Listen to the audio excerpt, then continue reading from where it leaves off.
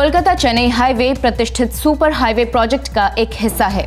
कल देर रात अचानक इस हाईवे का एक 100 मीटर का हिस्सा धंस गया।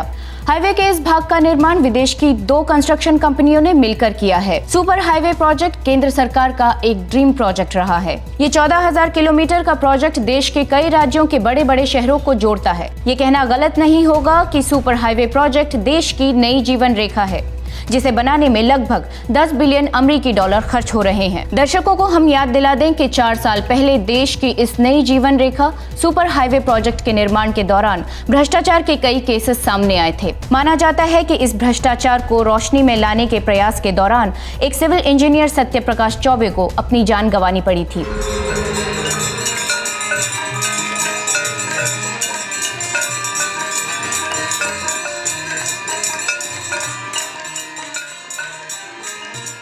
बेटा सत्यप्रकाश, हमारा बेटा सूरज डिग्री कॉलेज कर ले, फिर तुरंत शादी करा देंगे सूरज की और तुम्हारी बहन बबली की। धन्यवाद शर्मा जी, बस घर जाके जल्दी से अम्मा बाबूजी को ये खुशखबरी सुना दूं। अरे बेटा, अब इतनी रात को काहे वापस जा रहे हो?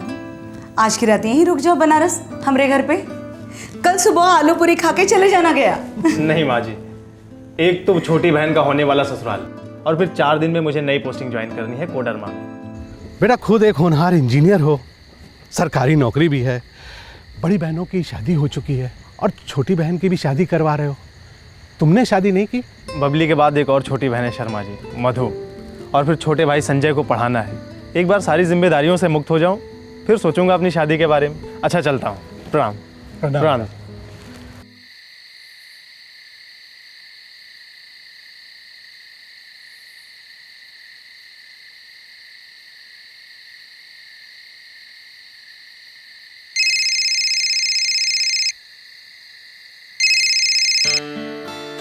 हाँ सीमा, सुनो, बबली की शादी पक्की हो गई है 2 साल में। 2005 में करने के लिए बोल रहे हैं शर्मा जी। कांग्रेचुलेशन सत्या, तुम अभी हो कहाँ? वाराणसी स्टेशन पर, आधे घंटे बाद ट्रेन है मेरी। हाँ सत्या, लेकिन तुम कोडरमा की पोस्टिंग के बारे में दोबारा नहीं सोचोगे? सोचना क्या है सीमा, 4 दिन में गया में सब कुछ निपटाकर 1 दिसंबर से कोडरमा। सत्या, वहाँ के हालात तुम्हें पता है, और जो कुछ भी हुआ उसके बाद भी तुम्हें वहाँ जाने से डर नहीं लग रहा है? सीमा, जनरल मैनेजर बन के जा रहा हूँ, प्रोजेक्ट डायरेक्टर का पोस्ट है ये दर्जा मुझे ताकत देता है करप्शन को रोकने के लिए। ये दर्जा, ये नौकरी संविधान का दिया हुआ हथियार है सीमा। हाँ, लेकिन तुम अपनी जिंदगी दांव पर लगा रहे हो सत्या। मैं जिंदगी को सिर्फ अच्छे काम पर लगा रहा हूँ सीमा। तुम अकेले हो, वो कई सारे, उनके हाथ में पावर है सत्या। आम आदमी के पावर को उन्होंने भी देखा ही कहाँ है, और फिर कब तक डर डर के जिएंगे? जब डूबो भी तो इतने सुकून से डूबो कि आसपास की लहरों को भी पता ना लगे।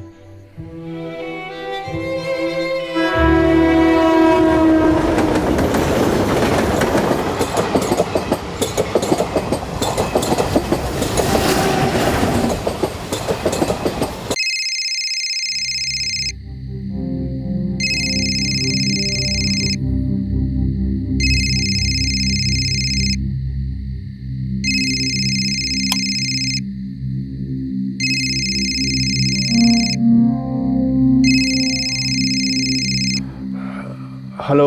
हाँ मिश्रा जी, मैं सत्यप्रकाश बोल रहा हूँ। हाँ सत्यप्रकाश सर, आप पहुंच गए क्या? अरे नहीं, अभी 3 घंटे बाकी हैं भाई। आप गाड़ी भेज रहे हैं ना? हाँ बिल्कुल भेज रहा हूँ सर जी। वो आपका रेगुलर ड्राइवर है ना नदीम, वो ईद की छुट्टी पर है, लेकिन आपको लेने संतोष नाम का लड़का आएगा। बढ़िया ड्राइवर है सर जी, उसका नंबर अभी SMS कर देता हूँ मैं आपको। ठीक है, धन्यवाद मिश्रा जी।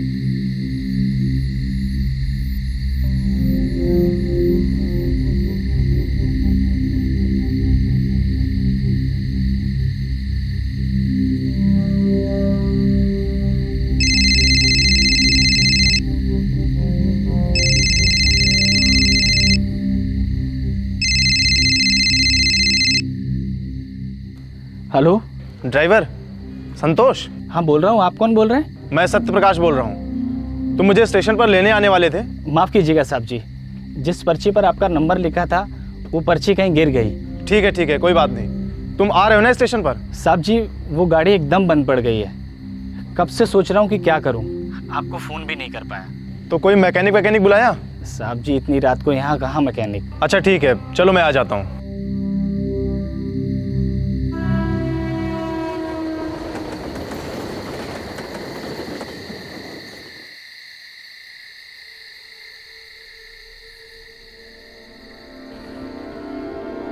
भाई साहब, भैया, ओ भैया, ओ भाई साहब, सर्किट हाउस चलेंगे? हाँ, सर्किट हाउस। सर्किट हाउस हाँ चलेंगे।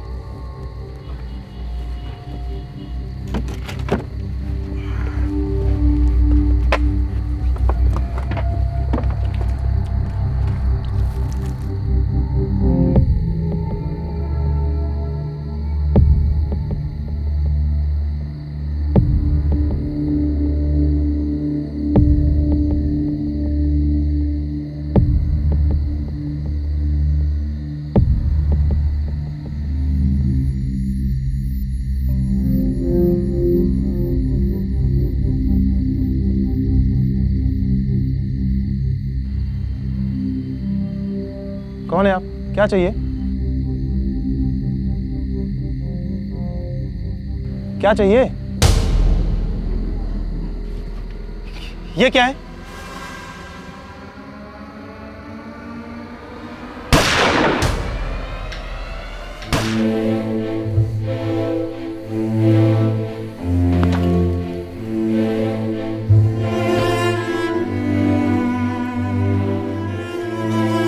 दो 2003 में जब सत्य प्रकाश की हत्या हुई तो वो सिर्फ 30 वर्ष का था।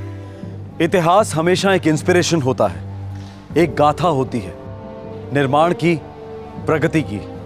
एंशिएंट हिस्ट्री, रीसेंट हिस्ट्री हमें ऐसे लोगों और उनके जीवन के बारे में बताती है और सिखाती है जिनसे हम हमेशा प्रेरित होते हैं। लेकिन कुछ इतिहास हमारे आसपास हमारे जीवन काल में घटते हैं जिन्हें कई बार हम एक हादसा मानकर भूल जाते हैं। कुछ जिंदगियां जो छोटे से वक्त में ही सही लेकिन बहुत कुछ कर जाती हैं और जिनकी मौत हमें झकझोर कर रख देती है। ऐसे लोग और उनकी जिंदगी के बारे में जानना और उससे बहुत कुछ सीखना बेहद जरूरी है। भारत माता के इस बेटे सत्य प्रकाश चौबे ने अपनी छोटी सी जिंदगी में जीते जागते आदर्शवाद की एक अनोखी मिसाल कायम की। क्राइम पेट्रोल दस्तक कल अपने 100 एपिसोड पूरे कर रहा है। इस मौके पर हमने एक ऐसे आदमी को श्रद्धांजलि देने के बारे में सोचा है जो इस देश के इतिहास में खास माना जाएगा। सत्य प्रकाश की जीवनी आने वाली कई पीढ़ियों के लिए ज़मीर का दस्तावेज होगी जो उन्हें सच की रोशनी दिखाएगी।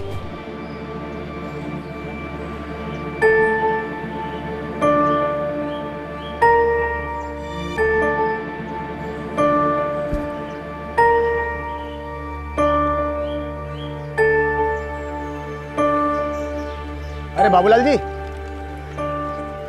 अरे मास्टर जी, कैसे हैं आप? सब खैरियत? हम तो ठीक है भैया, पर आपका बेटवा है ना सत्य प्रकाश, हमारी तो बोलती है बंद कर दिया है। क्यों मास्टर जी, क्या किया सत्य प्रकाश ने? अरे बाबूलाल जी, आपको पता है 10वीं की प्रीलिम परीक्षा में कितना नंबर पाया है वो?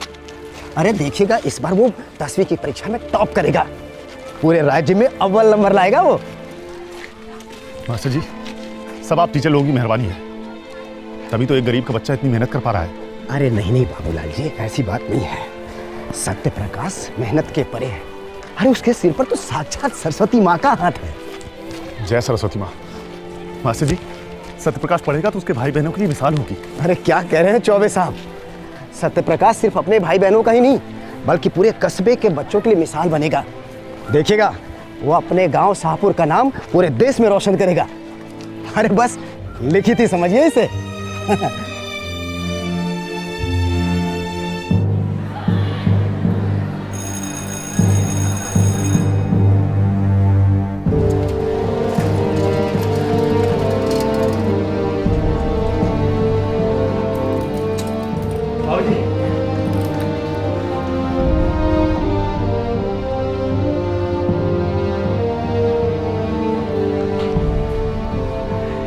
बाबूलाल जी, हमें भी तो खुशखबरी सुनाइए। अरे स्टेट बोर्ड टॉप कर गया है, पूरे राज्य में पहला नंबर आया सत्य प्रकाश का। अरे वाह,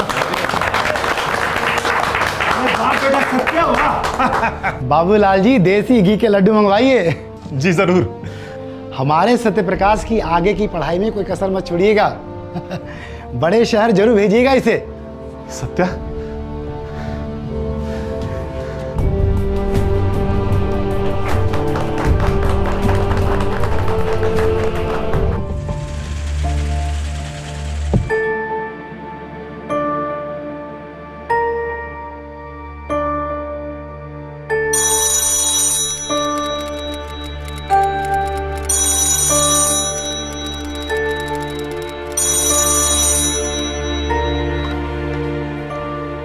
हेलो, नमस्ते, ज़रा बाबूलाल चौबे जी को बुला देंगे? मैं उनका बेटा सत्य प्रकाश बोल रहा हूँ इलाहाबाद से। अरे सत्या बेटा, हमें ही भूल गए हैं? अरे नहीं नहीं सलीम चाचा, ऐसी कोई बात नहीं है। मैंने सोचा पता नहीं कौन लाइन पे होगा। अरे बेटा कोई बात नहीं। अरे ये लो, तुम्हारे पिताजी आ गए, बात करो। हाँ हाँ बेटा सत्य प्रकाश। पाए लागू बाबूजी। जीते रहो। बाबूजी, वो मैं इंजीनियरिंग की जॉइंट एंट्रेंस एग्जाम देने की सोच रहा था। बेटा वो एग्जाम तो आईआईटी में दाखिले के लिए होती है ना? हाँ बाबूजी, देश की शायद दुनिया की सबसे कठिन एग्जाम है। सोच रहा था एक बार कोशिश करके देख ही लूँ। अरे तो सोचना क्या है बेटा, सरस्वती माँ का नाम लो और कूद जाओ तैयारियों में। पास तो तुम्हें होना ही होना है। बाबूजी, आपसे एक बात कहनी थी। स्कॉलरशिप वगैरह तो होंगी ही, लेकिन आने वाले दिनों में खर्चा बहुत ज़्यादा होने वाला है। तुम उसकी चिंता क्यों करते हो बेटा? तुम जितना पढ़ोगे मैं पढ़ाऊंगा, तुम बहुत आगे जाओगे और अपने भाई बहनों को भी पीछे नहीं रहने दोगे। मुझे यकीन है मैं और तुम मिलकर सबकी नैया पार लगाएंगे। अब जाओ, जल्दी से एग्जाम का फॉर्म भर दो। थैंक यू बाबूजी। जीते रहो। अच्छा, मैं रखता हूँ।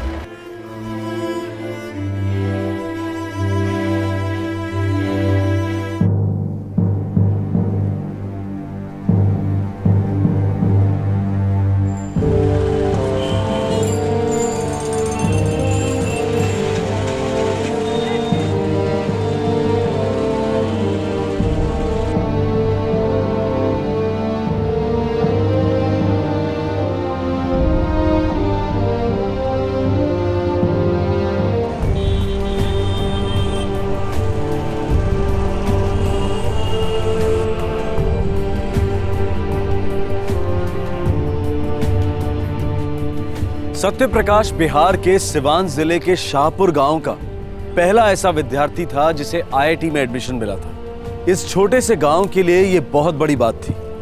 एक ऐसा गांव जहां सबसे करीबी टेलीफोन बूथ 5 किलोमीटर की दूरी पर था। सत्य प्रकाश के पिता चीनी की एक कारखाने में क्लर्क थे।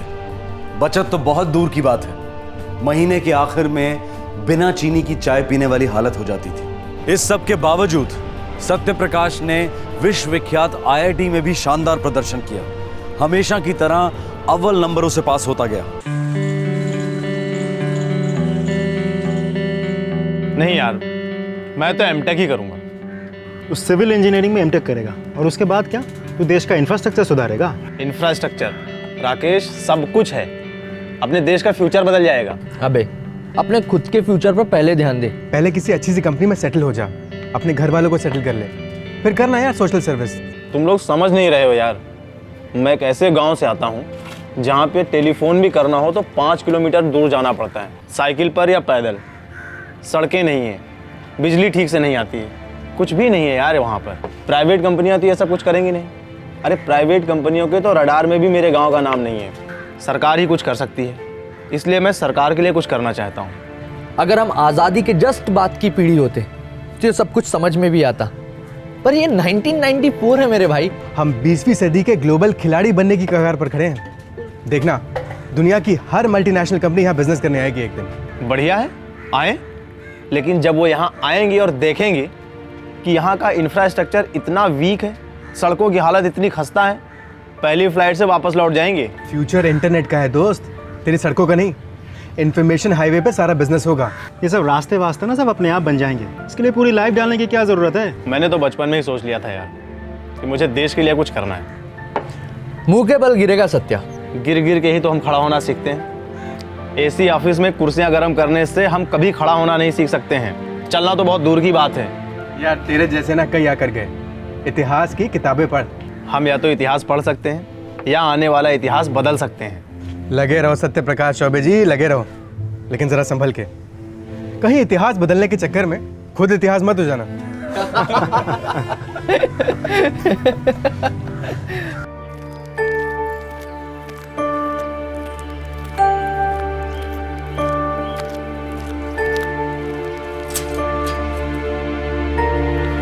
सत्या, भैया भैया भैया भैया क्या लाए हो हमारे लिए? अरे सबके लिए लाया हूँ, तुम्हारे लिए गुड़िया लाया हूँ, तुम्हारे लिए भी गुड़िया लाया हूँ, तुम्हारे लिए कंपास।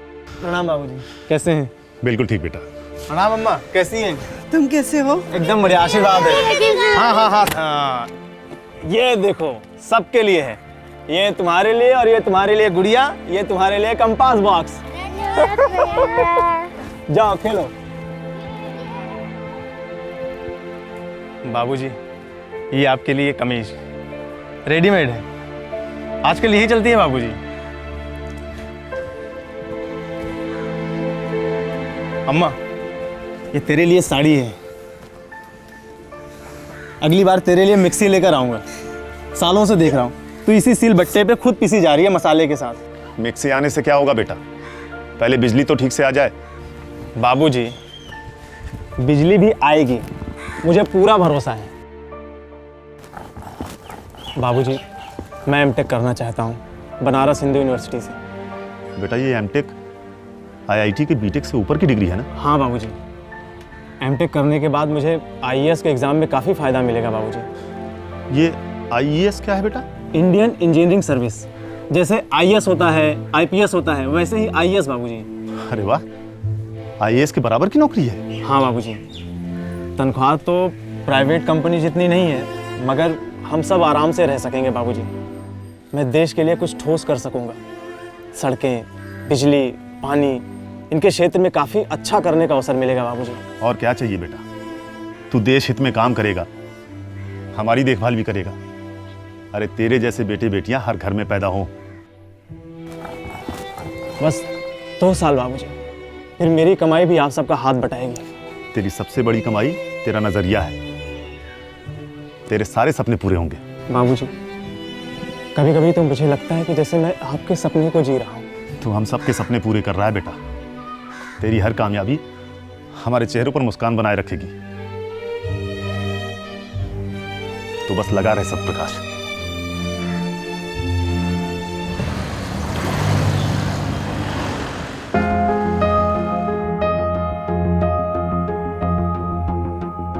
बहुत अच्छा है। काम कहाँ करते हो mister Choubey? Surface transport division में।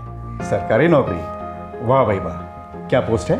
जी मैं सिविल इंजीनियर हूँ, ये रोड कंस्ट्रक्शन के काम की देखरेख करता हूँ। दरअसल ये मेरी पहली पोस्टिंग है। तो ये बहुत अच्छी बात है। वैसे हमारी बेटी भी कॉम्पिटिटिव एग्जाम की तैयारी कर रही है। हमारी बेटी शाम तक आ जाएगी, फिर हम तुमसे मुलाकात करवा देंगे।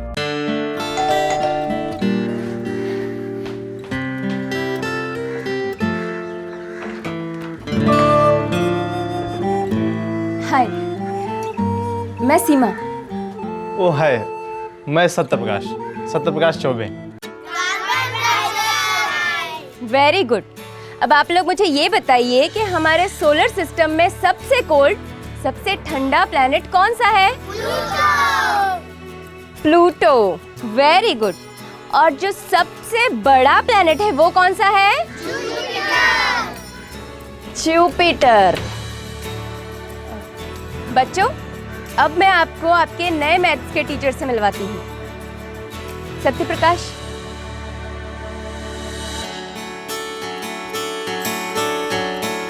बच्चों, इनका नाम है सत्यप्रकाश और ये आज से आपको मैथ्स पढ़ाएंगे। अब आप लोग इनको नमस्ते कहिए। नमस्ते। अच्छा काम करती हो तुम। Thank you Satyaprakash. मुझे खुशी है कि इन बच्चों को तुम जैसा टीचर मिला है, IITian।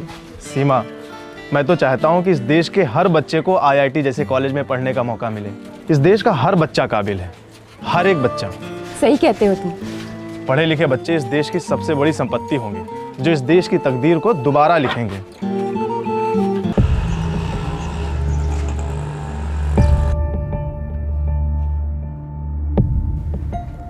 सर आपसे मिलने कोई गुप्ता जी आए हैं। गुप्ता जी? जी।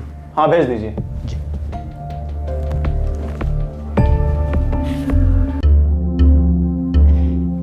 नमस्कार सत्यप्रकाश बाबू। नमस्ते मिस्टर गुप्ता, आइए। सर जी सुना है आपने हमारे खिलाफ एक्शन लेने की बात की है, लेटर वेटर भेज दिया है।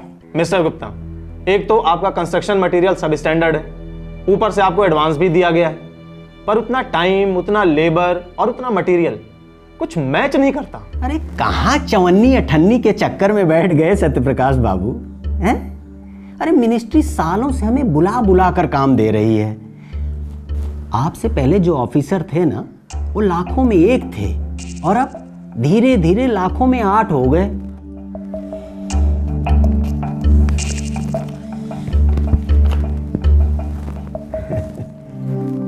क्या है ये? लाखों में 8 हैं, कल को करोड़ों में 1 होंगे। जमाना बहुत अच्छा चल रहा है साहब। मिस्टर गुप्ता, मैं 1 मिनट में आता हूँ। जी साहब।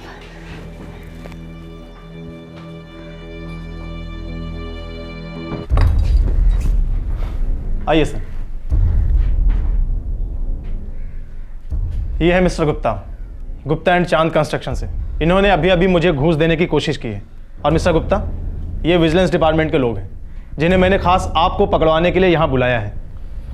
क्या आपने पैकेट छुआ है चौबे जी? जी नहीं। गुप्ता जी, आपको हमारे साथ चलना होगा, हमारे ऑफिस वही होंगे, बाकी सवाल जवाब। चलिए जी चलिए। चल रहे हैं।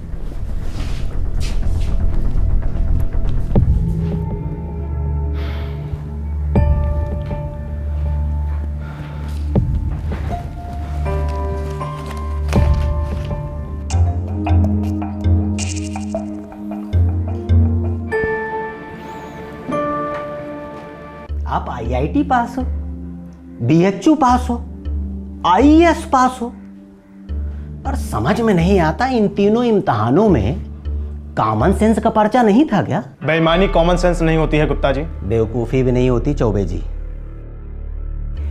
ये जो अभी ऑफिसर्स आए थे ना, कुछ सालों पहले मुझे उठा ले गए थे। यही 2 फोन कॉल्स और 2-2 लाख के बाद मुझसे गले मिले और बाइज्जत मुझे घर छोड़ाए। इस बार फोन कॉल्स की जरूरत नहीं पड़ेगी ना, 4-4 लाख में मान जाएंगे। जो ऑफर हमने आपको दिया था वो ये ले लेंगे, लाखों में 8। सत्यप्रकाश चौबे, एक बात समझ ही लो, या तो तुम यहां बिक सकते हो या फिर मिट सकते हो। वैसे मेरी सलाह में बिक जाओ। जब जमीर के बोझ से आजादी मिलेगी ना, तो झूठी अकड़ पिघल जाएगी, फिर चौचक मचा आएगा बिजनेस का। सच में थैंक यू। जय हिंद।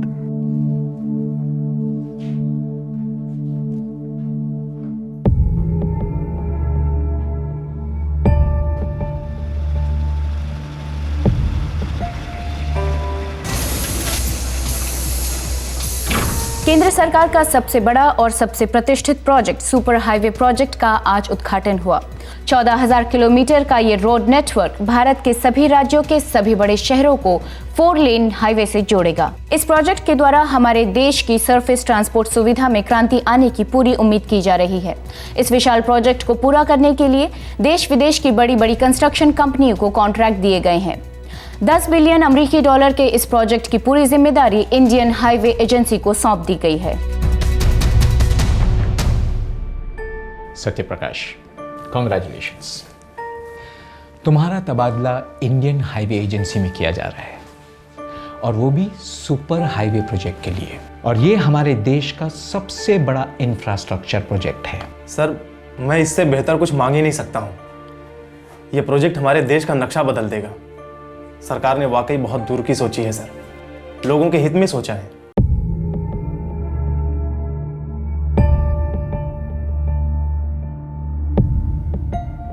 सिवान, बिहार से हो? जी सर, शाहपुर गांव। कोडरमा में 12 चिट्टा औरंगाबाद सेक्शन इस वक्त लाइव है, वहाँ काम करना पसंद करोगे? जी सर, मेरे इलाके में पोस्टिंग मिल जाए तो बहुत खुशी होगी सर। कोडरमा आईएचए का हेड डिवीजन है। गया और धनबाद दोनों कवर होते हैं। और तुम्हें प्रोजेक्ट डायरेक्टर PS त्रिवेदी को रिपोर्ट करना होगा। जी सर। वहाँ रिटायर्ड ब्रिगेडियर मजूमदार साहब भी हैं जो इस प्रोजेक्ट को ओवरसी कर रहे हैं। बहुत अच्छा सर। सर बताइए पोस्टिंग कब से ज्वाइन कर सकता हूँ?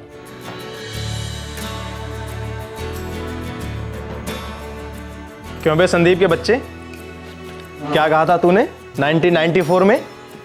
हमें सड़कों की जरूरत नहीं है, इंटरनेट हाईवे की जरूरत है।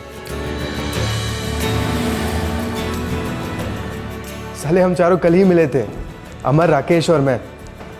तुझे बहुत याद कर रहे थे यार सब। दोस्त क्या कहा था तुमने? ऊंची ऊंची बिल्डिंगें बनेंगी। खैर वो तो बन रही हैं, लेकिन उनसे भी हजारों गुना बड़ा प्रोजेक्ट है सुपर हाईवे प्रोजेक्ट, जिसमें मैं काम कर रहा हूँ। पढ़ा मैंने पेपर्स में, 45,000 करोड़ का प्रोजेक्ट। सुपर्ब यार। तो सही कह रहा था दोस्त, देश में सड़कें बरस रही हैं। तो आजा संदीप, सड़कें तेरा इंतजार कर रही हैं। आएंगे यार आएंगे, एक दिन जरूर आएंगे। वो एक दिन तभी आएगा जब तू ये तय करेगा कि अब बस वतन वापस चलते हैं। मैं तो कहूँगा संदीप, तू अभी आ जा। भारत चमक रहा है, तेरी सख्त जरूरत है यहाँ।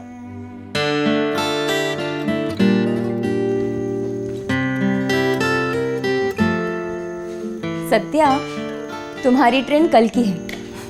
तुम्हारी किताबें। सीमा, मेरा बस चलता तो मैं अब भी की ट्रेन ले लेता। दुनिया सिकुड़ रही है सीमा। आने वाले कुछ सालों में किसी भी बच्चे को हाई स्कूल करने के लिए गांव नहीं छोड़ना पड़ेगा, 300-300 किलोमीटर दूर नहीं जाना पड़ेगा, जैसे मैं गया था। तुम जो चाहते हो वो सब कुछ होगा, लेकिन हाँ, तुम कहीं बहुत दूर मत निकल जाना। क्या मतलब? मतलब टच में रहना, फोन करना, और हाँ, हो सके तो चिट्ठी जरूर लिखना। तुम अच्छा लिखते हो।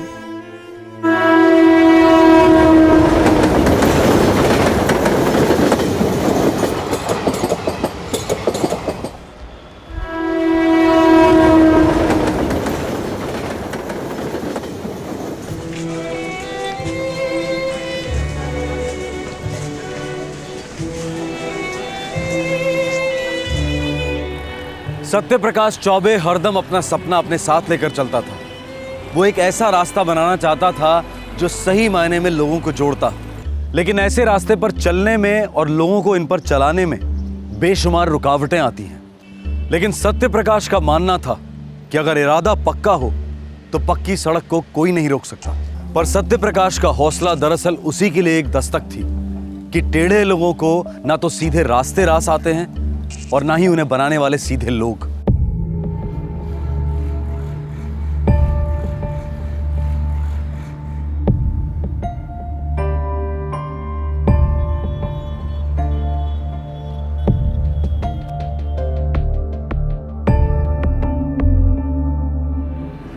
रावत, पांडे, इस स्टेज पर तो कोई काम अभी ज्यादा शुरू नहीं हुआ है और कोई काम करता दिख भी नहीं रहा है। रिकॉर्ड्स कह रहे हैं कि 3 महीने से काम चल रहा है। सर देखिए ना, काफ़ी कुछ काम तो हो गया है। हाँ, वो सर क्या है कि सारा मटेरियल इकट्ठा हो रहा है धीरे धीरे, तो इसलिए थोड़ा बहुत टाइम लग रहा है सर। मटेरियल्स इकट्ठा करने के लिए 3 महीने बहुत ज़्यादा है रावत। सत्यप्रकाश सर, यहाँ सब कुछ होता ही बड़े धीरे धीरे है। काम धीरे धीरे हो सकता है तो काम तेज़ भी हो सकता है। मटेरियल्स इकट्ठा करने के लिए 3 महीने किसी भी एंगल से ठीक नहीं है, ये नहीं चलेगा।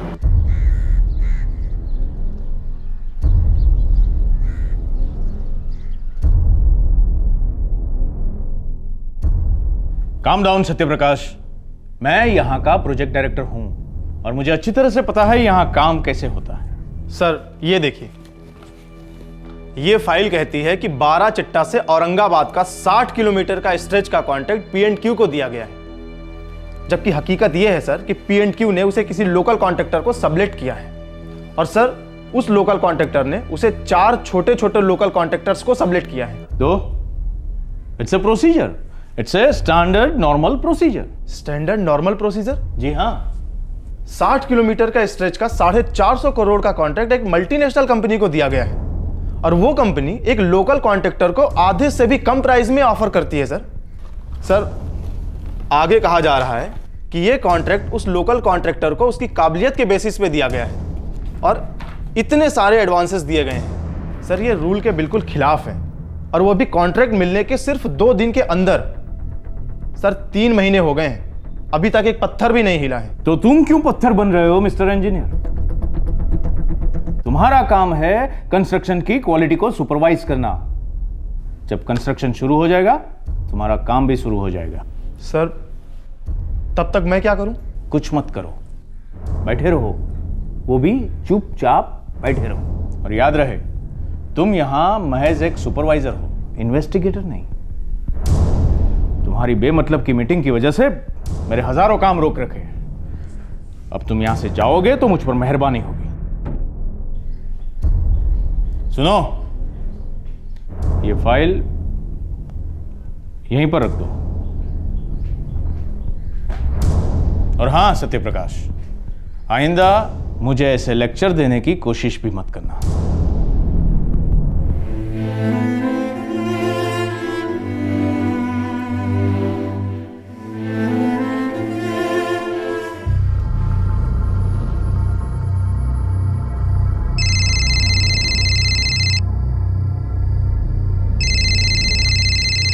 साहब,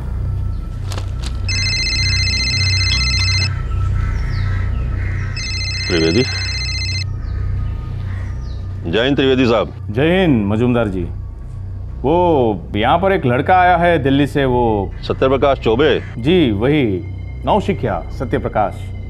अपने नाम को कुछ ज्यादा ही सीरियसली ले रहा है वो। क्यों त्रिवेदी साहब, क्या कह रहा था? वही बचकाने सवाल, लोकल कॉन्ट्रैक्टर्स को सबलेटिंग क्यों किया गया है, 3 महीने से काम क्यों नहीं हो रहा है, वही सब वगैरह वगैरह। ये युवा पीढ़ी भी बड़ी जल्दी में लगती है। आप टेंशन ना लें, मैं कॉन्ट्रैक्टर हरमेश सिंह से कहता हूं कि इस बच्चे से मिले, इसे थोड़ी सैर करवाए, दिखाए इसे कि हमने क्या काम किया है, कितना काम किया है, वगैरह वगैरह। जय हिंद मजूमदार जी, जय हिंद। जय हिंद।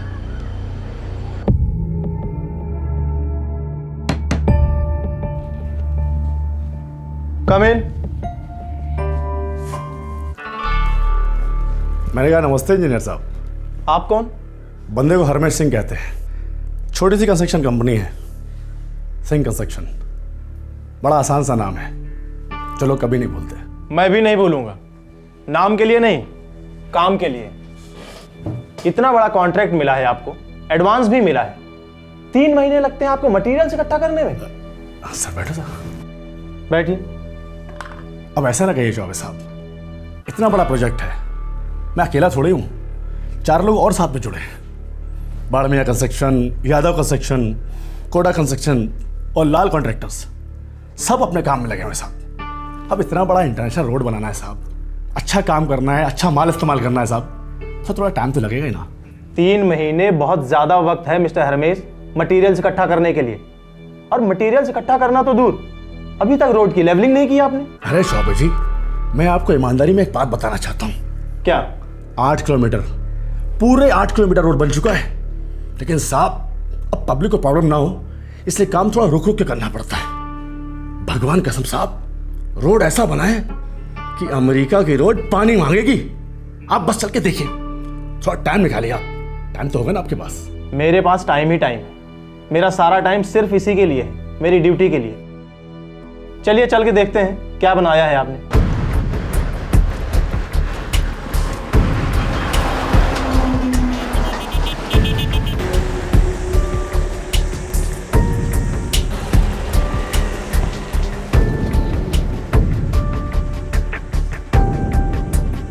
देखिए ना सर जी, गाड़ियाँ कहते सर सर करके जा रही हैं, ऐसा लग रहा है जैसे हीरोइन की गाल पे से फिसल रही है सर।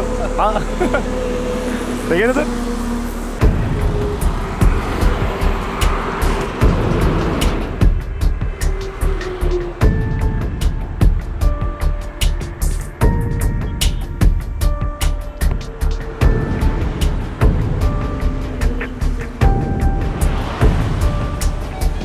हरमेश सिंह जी, आपके हीरोइन के गाल का मेकअप बहुत कच्चा है। क्या कह रहे हैं साहब, कुछ समझ में नहीं आ रहा है सर। इस सड़क का काम शुरू होने से पहले मटेरियल्स की क्वालिटी की टेस्टिंग हुई थी?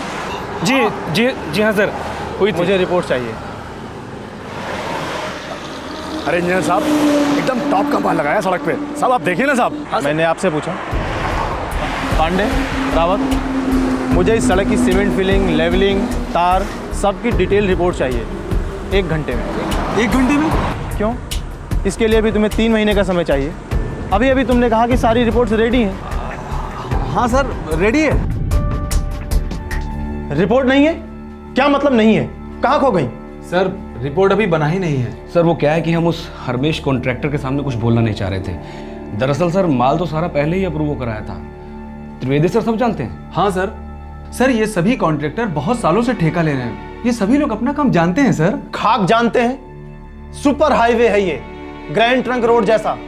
तुम लोगों को पता भी है कि तुम लोग किस प्रोजेक्ट पर काम कर रहे हो? सर हमें तो ये भी पता है कि एक बार प्रोजेक्ट डायरेक्टर साहब ने ग्रीन सिग्नल दे दिया तो दे दिया। जी सर।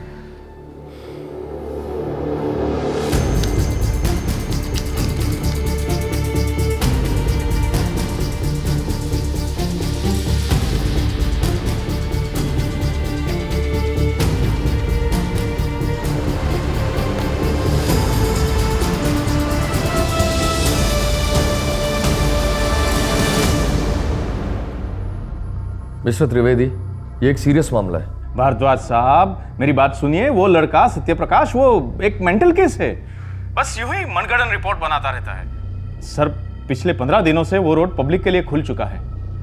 जी हाँ, फर्स्ट क्लास चल रहा है और कोई डैमेजेस नहीं है वहां पर। त्रिवेदी, मेरे टेबल पर फोटोग्राफ्स पड़े हैं जो उसने भेजे हैं, डिटेल रिपोर्ट्स भी भेजी हैं। 8 किलोमीटर के रोड पर 30 ऐसी जगह है जहां रोड डैमेज है, वो भी 15 दिनों में। Trivedi, damage, this is serious.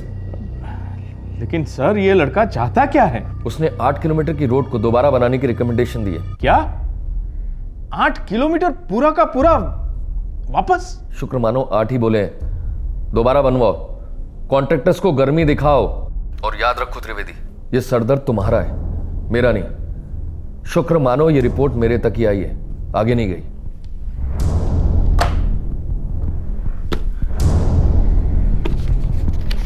Sir जी क्या कह रहे हैं? दोबारा सड़क बनाने में तो हमारा दिवाला निकल जाएगा। ब्रिगेडियर साहब, आपने भी तो ना कमाल कर दिया, सीधा भेज दिया उसको सड़क चेक करने के लिए। अरे भैया, मुझे क्या पता था कि वो लड़का बाल की खाल निकालने पर उतर आएगा। तो मुझे लगा कि वो रोड को ऊपर ऊपर से चेक करेगा, फिर बैठ जाएगा ठंडा होकर चुपचाप। अब कोई तो तोड़ होगा त्रिवेदी सर जी, कुछ कीजिए ना सर जी। देखिए, मैं दिल्ली संभाल रहा हूं, आप लोग उस लड़के को संभाल लीजिए, जो करना है कीजिए, लेकिन उसे भगाओ यहां से। उसके रहते हुए हमारा एक काम नहीं हो सकता।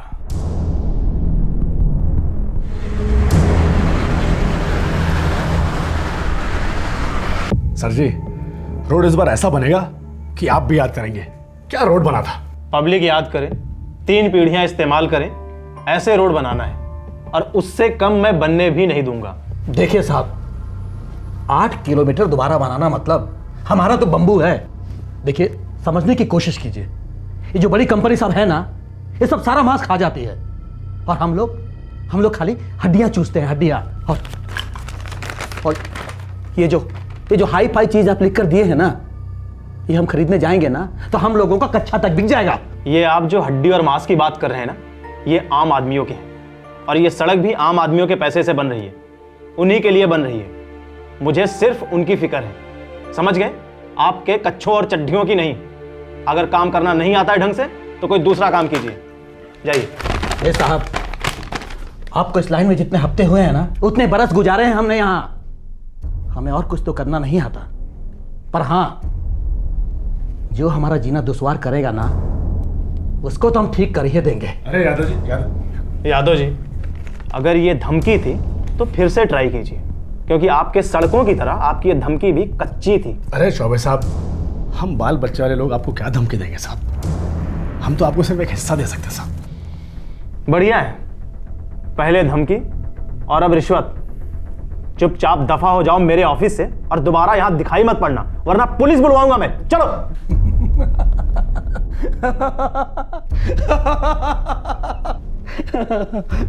ए चौबे जी, अरे आए कहां से हो आप? हैं? और क्या खाते हो रोज? अरे असलियत तनको समझ में नहीं आती, आपको समझ में नहीं आती हैं?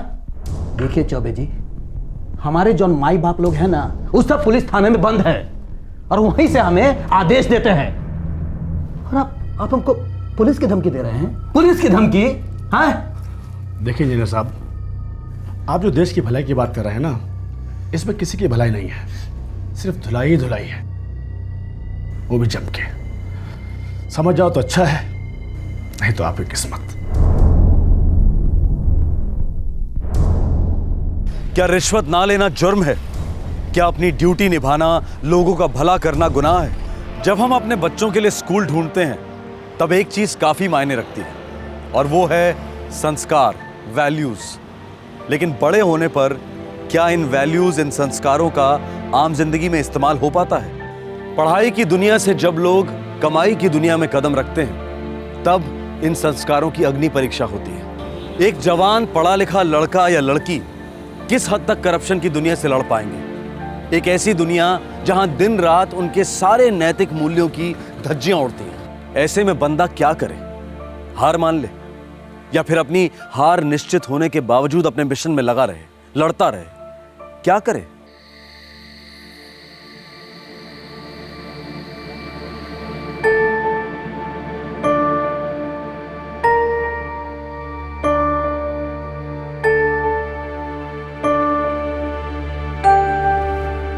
तुम इंजीनियर क्यों बनना चाहते हो संजय?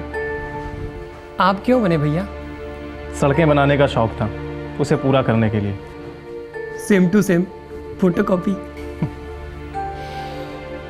सीधे रास्ते बनाना और सीधे रास्ते पर चलना, दोनों में फर्क है। क्या फर्क है भैया? पढ़ ले, बन जा इंजीनियर। अगर सच्चाई तेरे लिए मायने रखती है तो फर्क खुद ब खुद समझ में आ जाएगा।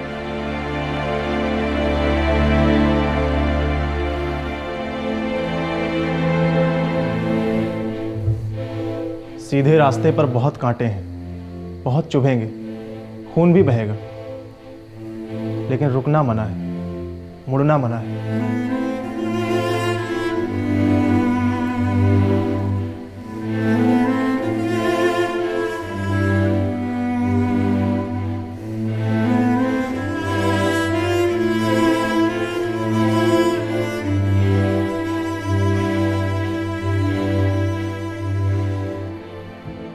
सत्या बेटा, क्या परेशानी है? बाबूजी, सपने पूरे करना इतना आसान नहीं है। बिल्कुल नहीं है बेटा, ना कभी था और ना कभी होगा। अरे ढंग का सपना देखना ही कितना मुश्किल है। दिमाग सुन्न हो जाता है बाबूजी। कभी कभी सोचता हूँ मैं कैसे कर पाऊंगा। करते करते कर पाओगे बेटा, बस लगे रहो। अरे ये सपना ही तो है जो हम सबको जोड़ता है। हम जिंदा हैं तो सिर्फ हमारे सपनों के कारण। अपने सपने को कभी टूटने मत देना।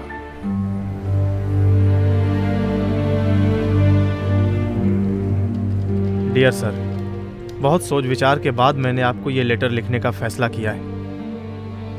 आप मेरे दर्द को समझेंगे, क्योंकि मेरा भी वही सपना है जो आपका है, और हमारे सपने को पूरा होने से रोका जा रहा है। सुपर हाईवे प्रोजेक्ट में जिन बड़ी बड़ी मल्टीनेशनल कंपनियों को कॉन्ट्रैक्ट्स दिए गए हैं, वे सिर्फ पैसे बना रही हैं, सड़कें नहीं। सब कॉन्ट्रैक्टिंग इस हद तक हो रही है कि बहुत ही नालायक और बेईमान किस्म के लोग सड़कें बना रहे हैं। इनके पास ना टेक्नोलॉजी है, ना कैपिटल है, और ना ही अच्छा काम करने का इरादा। सब स्टैंडर्ड मटेरियल इस्तेमाल हो रहा है, 3-3 महीनों तक काम शुरू नहीं हो रहा है। ऊपर से इन सभी को आए दिन एडवांस पैसे दिए जा रहे हैं। इसके चलते अच्छी सड़कें कैसे बनेंगी सर? जो कुछ बन रहा है बहुत जल्दी खत्म हो जाएगा सर। सरकार की सेवा में एक इंजीनियर होने के नाते ये मेरा धर्म बनता है कि मैं आपको आगाह कर दूं कि IHA के निचले लेवल पर करप्शन बहुत ऊंचे लेवल का है। जाहिर है IHA के ऊंचे लेवल के आशीर्वाद के बिना यह मुमकिन नहीं है। हर कोई अपनी जेब भरने पर तुला है, लूट मची हुई है, और लूटा जा रहा है आम आदमी सर। वो आम हिंदुस्तानी जो खून पसीना एक करने के बाद सरकार को टैक्स देता है। इन पैसों का गलत इस्तेमाल करने का किसी को हक नहीं है। हमारा फर्ज बनता है कि उस टैक्स के बदले हम उस आम आदमी को, उसके बच्चों को अच्छी सड़कें दें। हिंदुस्तानी आदमी बहुत सहनशील है सर, वो शिकायत नहीं करता, लेकिन इसका यह मतलब नहीं कि वो अच्छी सड़कों का हकदार नहीं। सर, मैं आपसे अनुरोध करता हूं, भीख मांगता हूं कि आप खुद इस मामले में दखल दीजिए। आधुनिक भारत का जो सपना आपने देखा है वो करोड़ों भारतीयों का भी सपना है। इसे पूरा होने दीजिए सर। हम सब मिलकर इसे पूरा कर सकते हैं। मैं इस लेटर पर ना अपने हस्ताक्षर कर रहा हूं और ना ही अपना नाम लिख रहा हूं। मुझे जान की कई धमकियां दी गई हैं। मुझे मौत से डर नहीं लगता सर, लेकिन जब तक मैं अपना काम, अपने मिशन के कुछ पड़ाव पार ना कर लूं, मैं जिंदा रहना चाहता हूं। मैं अलग से अपना बायोडाटा इस लेटर के साथ भेज रहा हूं। आपसे पूरी उम्मीद है कि आप मेरी आइडेंटिटी गुप्त रखेंगे।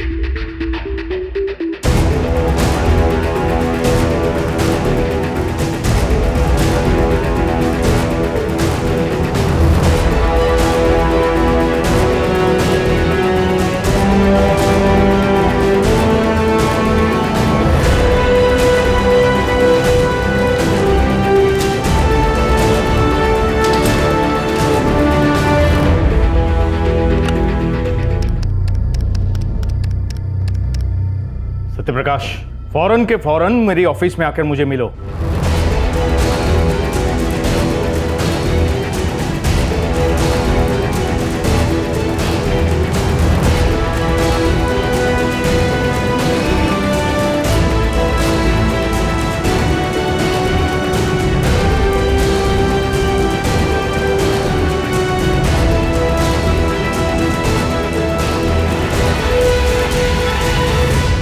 सत्यप्रकाश चौबे, दिल्ली की सबसे बड़ी ऑफिस को शिकायत भरा प्रेम पत्र लिख दिया तुमने।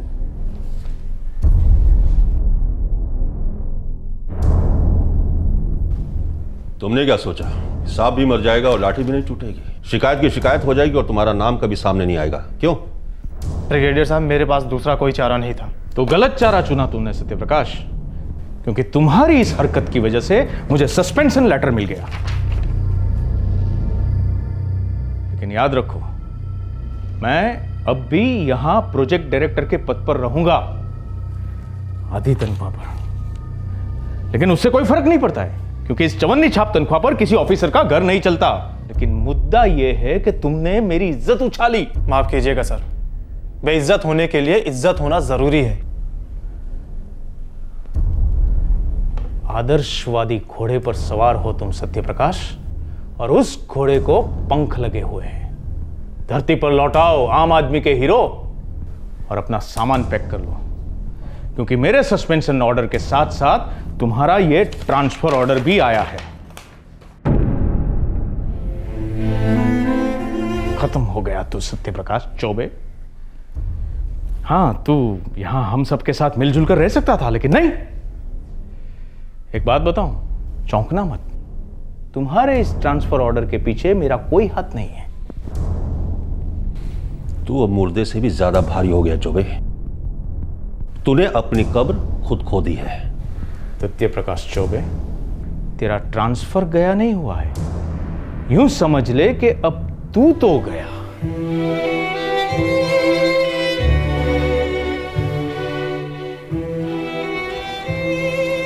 सर, बड़े दुख और घोर आश्चर्य के साथ मुझे कहना पड़ रहा है कि मेरा नाम और मेरा लिखा गया लेटर आपके ऑफिस से लीक हुआ है। मैंने रिक्वेस्ट की थी सर कि मेरी आइडेंटिटी गुप्त रखी जाए। अब मेरी ज़िंदगी खतरों और धमकियों से भर गई है। मेरा ट्रांसफ़र गया डिस्ट्रिक्ट में कर दिया गया है। इस ट्रांसफ़र का मतलब है कि कोडरमा सेक्शन में अब खुलेआम भ्रष्टाचार होगा और बहुत ही सस्ते दर्जे की सड़कें बनेंगी। मैं अपने इस बेवक्त और गलत ट्रांसफ़र पर और अपने कॉन्फिडेंशियल लेटर के लीक होने पर अपनी नाखुशी व्यक्त करता हूँ। पर सर, मैं पीछे नहीं हटूंगा। अपना काम, अपना धर्म पूरे लगन से करता रहूंगा। जय हिंद, जय भारत।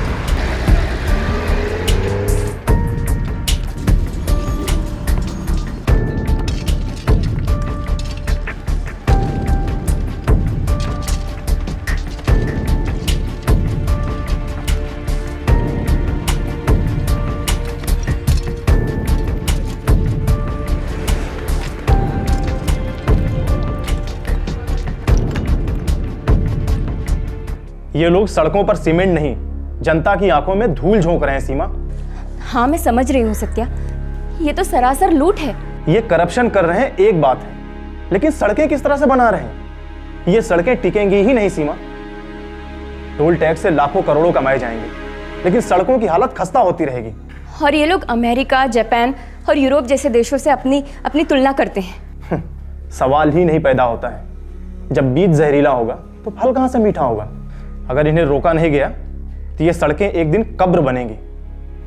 कोई भी अच्छी चीज बनाने के लिए सबसे जरूरी मटेरियल है अच्छी नीयत का होना। अगर वो नहीं तो कुछ नहीं। करप्शन के खिलाफ आवाज उठाने की सजा के तौर पर उसका तबादला एक ऐसी जगह पर कर दिया गया जहां पर कुछ भी कर पाना बहुत मुश्किल था।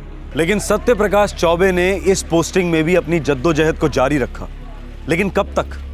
करप्शन, तीसरे दर्जे के मटेरियल का इस्तेमाल, उसे नीचे लाने का षड्यंत्र, इन सब चीजों से वो अकेला आदमी कब तक लड़ता रहता?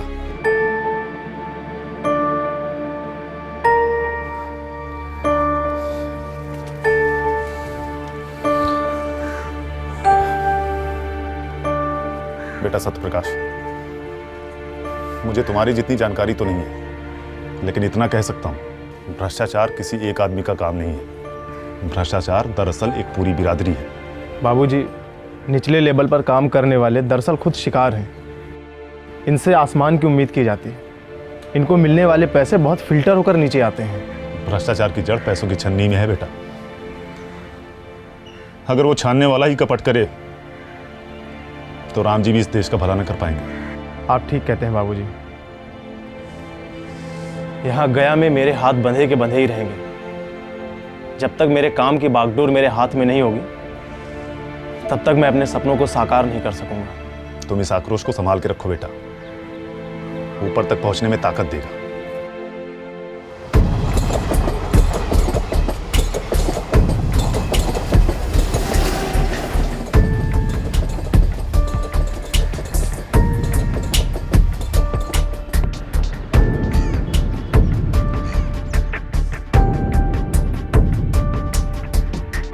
सत्यप्रकाश, तुम इस प्रमोशन के एग्जाम के लिए एलिजिबल तो हो, लेकिन तो मैं एग्जाम दूंगा सर। हाँ हाँ जरूर दो, लेकिन तुमने इतने कम समय में इतने ज्यादा लोगों को नाराज किया है कि सर मेरी किसी से निजी लड़ाई नहीं है, लेकिन मैं चुपचाप खड़े होकर करप्शन को होते नहीं देख सकता। सत्यप्रकाश, दुनिया की सारी दौलत तुम सारे लोगों में बराबर बांट दो, तब भी तुम्हें एक ऐसा इंसान मिलेगा जिसके पास अगले से ज्यादा पैसा होगा। करप्शन कोई गुंडा नहीं जिसने तुम्हारी गर्दन पर छुरा रखा हो। करप्शन कोई दुश्मन नहीं जिसे तुम मात दे सकते हो। करप्शन एक लाइलाज रोग है। जब तक इंसान रहेगा, करप्शन रहेगा। सॉरी सर, मैं आपकी इस थ्योरी से बिल्कुल सहमत नहीं हूँ। इतिहास देखिए सर, इंसान ने एक से एक दवाइयाँ खोज निकाली हैं, महारोगों को मात दिया है सर। अगर करप्शन एक रोग है तो इसका जरूर कोई ना कोई एक इलाज होगा। हाँ, हो सकता है कि कोई गोली ना बने, कोई इंजेक्शन ना बने, लेकिन सर एक सिस्टम तो बन ही सकता है जो करप्शन होने ही ना दे। सत्यप्रकाश, तुम इस प्रमोशन के एग्जाम को जरूर दो और मैं उम्मीद करता हूं कि तुम पास भी होकर आगे भी जाओगे। लेकिन हाँ, एक हिदायत देना चाहूंगा कि तुम एक पहले ऑफिसर नहीं हो जो इस करप्शन के खिलाफ लड़ रहे हो। और सर मैं आखिरी ऑफिसर भी नहीं होना चाहता। ज्योत से ज्योत जलेगी सर।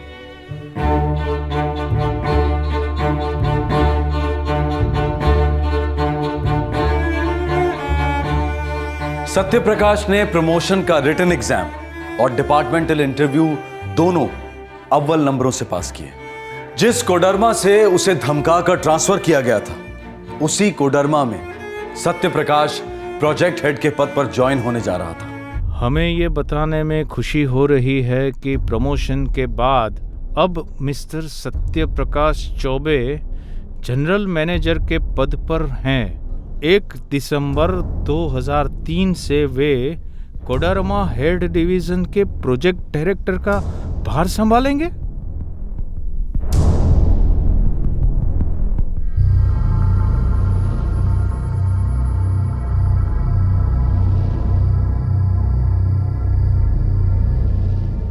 हेड ऑफिस किस जन्म का बदला ले रहे हैं ये? अब ये सत्य प्रकाश चौबे मेरी कुर्सी पर बैठेगा। बेड़ा गर्क, अब सारे टेंडर उसके हाथ में रहेंगे, मटेरियल वो पास करेगा। मतलब अब तक जो कुछ बनवाया है वो दोबारा बनवाएगा। इसका मतलब हमने जो कुछ बनाया है उसे वापस लौटाना पड़ेगा। अरे मुजिंदार साहब, हम लोग तो कंगाले हो जाएंगे। बदला लेने आया है ये सत्य प्रकाश चौबे। लगता है मेरा पत्ता काटकर ही सांस लेगा वो। ब्रिगेडियर साहब, सिंह, यादव, देखिए मैं तो डूबूंगा, लेकिन ये लड़का आप सबको भी डुबाएगा। माल बटोरना नहीं चाहता, चुपचाप बैठा भी नहीं चाहता, किसी से डरता भी नहीं है ये। आखिर किस मिट्टी का बना है ये? अरे इसकी नसों में खून बहता है या गंगाजल? मैं पहचानता हूं इस खून को। फौज में काफी देखने को मिला है, जांबाज सरफिरे जिन्हें मौत का कोई खौफ नहीं, उसूलों और आदर्शों से पेट भरता है इनका। ये आदर्शवादी कौम भी बड़ी खतरनाक होती है।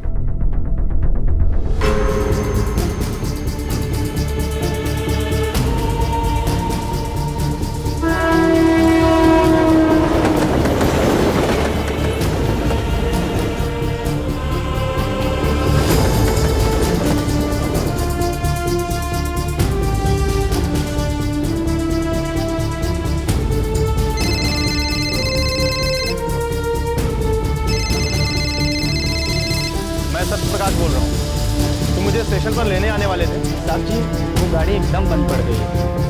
तब से सोच रहा हूँ कि क्या करूँ। आपको फोन भी नहीं कर रहा है। अच्छा ठीक है, चलो मैं आ जाता हूँ। भैया, भैया, सर्किट हाउस चलेंगे? Gate house? हाँ चलेंगे।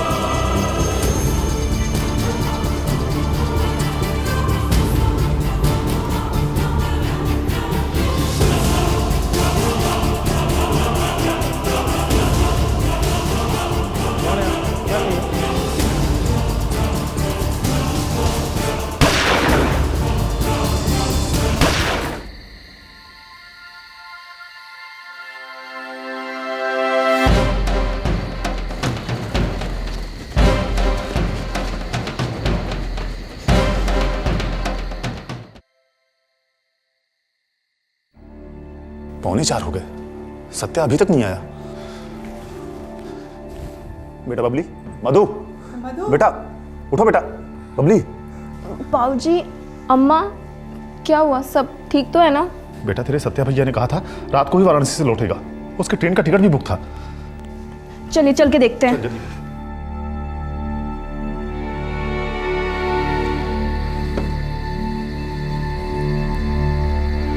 अरे ये क्या बात हुई?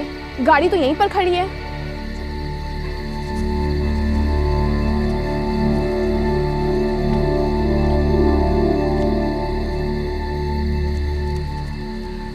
और ड्राइवर भी कहीं नहीं है।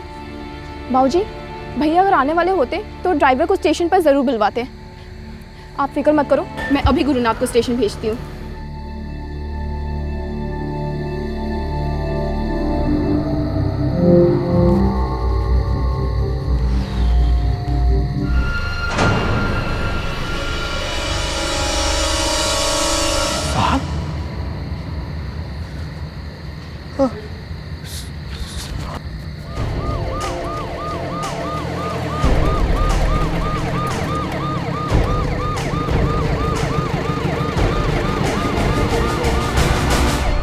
हटिए, कब अजमा लगा रखे हैं?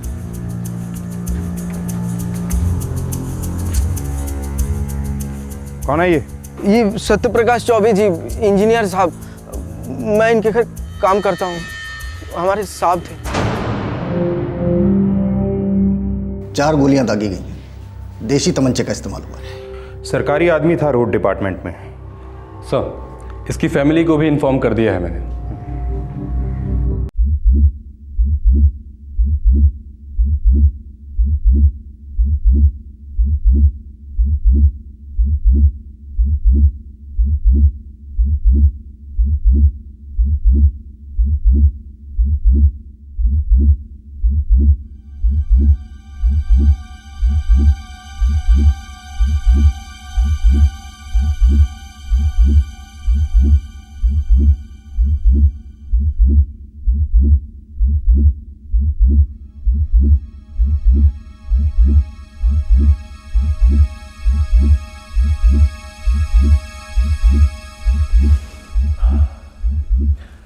देखिए, अभी हमें कोई लीड नहीं मिला है, लेकिन पूछताछ से लगता है कि कौन लोकल चोरों का गैंग होगा।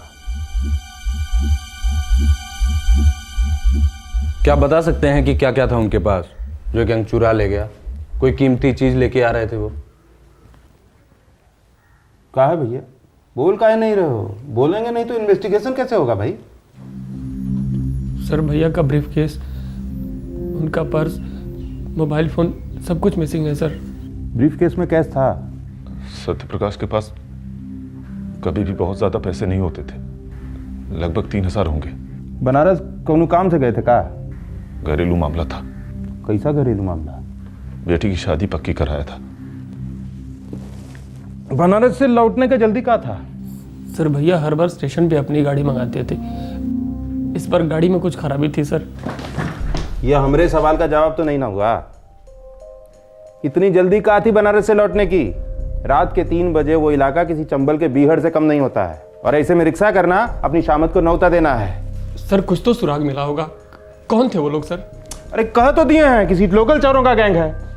सारी शाम और रात कुछ हाथ लगा नहीं होगा, फिर तुम्हारे भैया सामने आ गए होंगे, सब कुछ मांगा होगा उन्होंने, इनने मना कर दिया होगा, बदले में दाग दी गोलियां, और क्या?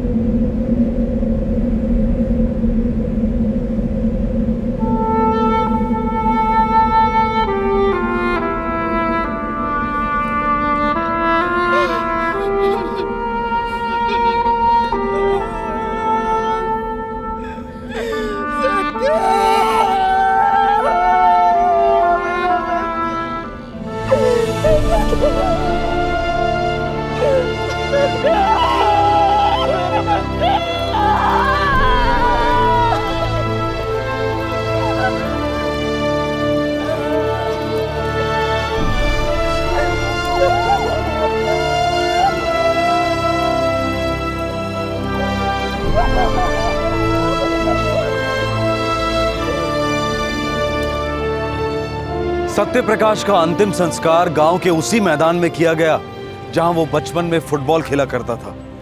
सत्य प्रकाश एक असाधारण लड़का था। उसके उसूल उसकी रोजमर्रा की जिंदगी से बहुत ऊंचे थे। अपनी छोटी सी जिंदगी उसने सिर्फ देश के लिए जी। उसकी मौत को एक आम जुर्म बताया जा रहा था। तहकीकात चोरों के लोकल गिरोह की तरफ इशारा कर रही थी, लेकिन क्या यह हकीकत थी? भैया प्रमोशन के बाद दोबारा कोडरमा प्रोजेक्ट ज्वाइन करने वाले थे 1 दिसंबर से, वो भी प्रोजेक्ट डायरेक्टर की पोस्ट पर। कोडरमा, ये वही जगह है जहाँ से उसने करप्शन के खिलाफ दिल्ली को लेटर्स भेजे थे। इसीलिए तो उनका गया ट्रांसफर कर दिया गया था। अच्छा, मतलब कोडरमा वाले उसके लौटने की खबर सुनते ही कांप गए होंगे, और वो भी प्रोजेक्ट डायरेक्टर की पोस्ट पर लौट रहा था हमारा सत्या। खटिया खड़ी कर देता सबकी। हमें आवाज़ उठानी चाहिए, लड़ना चाहिए। आखिर सत्या की जिंदगी के बहुत मायने थे। और ये मर्डर एक साजिश है, कोई आम जुर्म नहीं। कई लोग शामिल होंगे। आफ्टर ऑल करप्शन के झंडे तले सारा सिस्टम एक हो जाता है। ये लड़ाई लंबी चलेगी।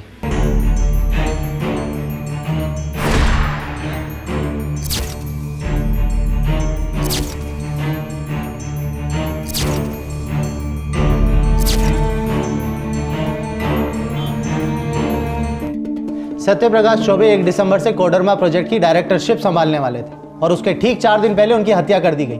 क्या आपको इसमें कोई कॉन्स्पिरेसी नजर नहीं आती? सर, हमारे सूत्रों के अनुसार ये काम किसी ऑर्गेनाइज माफिया का है जो सुपारी लेकर लोगों को मारते हैं, पर पुलिस बार बार इसे चोरी में हुआ मर्डर क्यों बता रही है? सर, सत्यप्रकाश चौबे एक विसल ब्लोअर था जिन्होंने आपके ऑफिस से करप्शन के खिलाफ शिकायत की थी और आपके ऑफिस ने उनके साथ दगाबाजी की और उस खत को लीक किया। क्या इस हत्या में आप भी शामिल हैं? लगता है आप फिल्में बहुत ज्यादा देखते हैं, इसीलिए ऐसे वाहियात इल्जाम लगा रहे हैं। हमारे ऑफिस में ऐसा कोई लेटर आया ही नहीं होगा, फिर लीक होने का सवाल कहां से आता है? सर, लेटर तो आया था, एक्नॉलेजमेंट है, सबूत है और इसी ऑफिस से लीक हुआ है। देखिए, सेंट्रल एडमिनिस्ट्रेशन ऑफिस में इस तरीके की कई सारी चिट्ठियां आती हैं और हम हर चिट्ठी पे नजर रखते हैं। हर कोई उठकर चिट्ठी लिख देता है, लेकिन हम जितनी भी जेन्युइन शिकायतें होती हैं उनको सीरियसली लेते हैं और कंसर्न डिपार्टमेंट्स में उन्हें फॉरवर्ड कर देते हैं। सारे इंपॉर्टेंट लेटर्स मैं खुद पढ़ता हूं और मुझे सत्यप्रकाश की ऐसी कोई चिट्ठी याद नहीं। सर, मेरे पास इस लेटर की एक कॉपी है जो कि कल सुबह के अखबार में छपेगी। देखते हैं आपको याद आती है या नहीं। देखिए, वो लेटर हमारे ऑफिस से किसी दूसरे डिपार्टमेंट में चला गया होगा, हो सकता है वहां से लीक हुआ। सत्यप्रकाश चौबे लिखते हैं, सर मैं अपनी आइडेंटिटी गुप्त रखना चाहता हूं, पर ऐसा तो हुआ ही नहीं सर। उनका लेटर उन्हीं लोगों तक पहुंच गया जिनके खिलाफ उन्होंने करप्शन के चार्जेस लगाए थे। और पता नहीं क्यों लोकल पुलिस को तो कुछ पड़ी नहीं है, रूटीन चोरी का केस बता रहे हैं। सर, एक NIB इन्वेस्टिगेशन तो बनती है। जब तक कि असली गुनहगार पकड़े नहीं जाते हम ये मसला जिंदा रखेंगे। सत्यप्रकाश चौबे की मौत खाली नहीं जा सकती।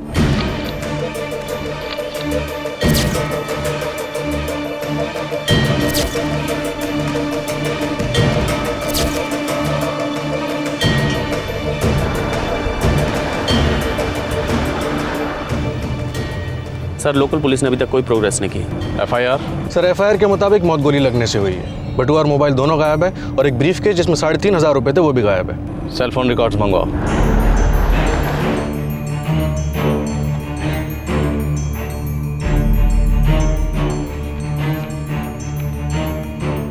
आखिरी कॉल सत्यप्रकाश चौबे ने गया के इस नंबर पर की। हेलो, ड्राइवर संतोष? हाँ बोल रहा हूँ, आप कौन बोल रहे हैं? और उससे ठीक 3 घंटे पहले एक और कॉल की, वो गया के इस नंबर पर। हेलो। हाँ मिश्रा जी, मैं सत्यप्रकाश बोल रहा हूँ। हाँ सत्यप्रकाश सर, आप पहुंच गए क्या? आखिरी कॉल जो उसने रिसीव की वो दिल्ली का नंबर है। हाँ सीमा, सुनो, बबली की शादी पक्की हो गई है। हाँ सत्या, लेकिन तुम कोडरमा की पोस्टिंग के बारे में दोबारा नहीं सोचोगे? विनोद, इन तीनों नंबर्स को ट्रैक करो, मुझे इन तीनों से बात करनी है। सब, thank you.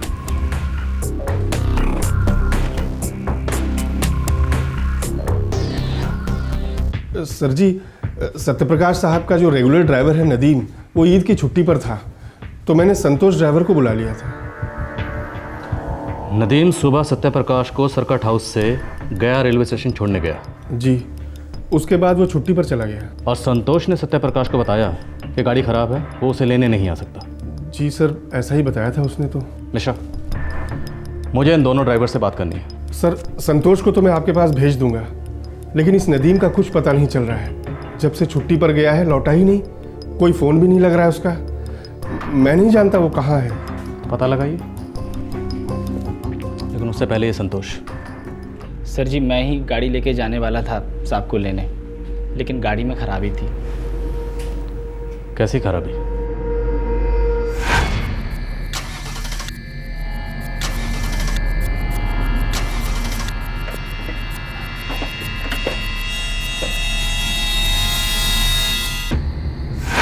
Sir ji, fuse wire टूटे हुए थे।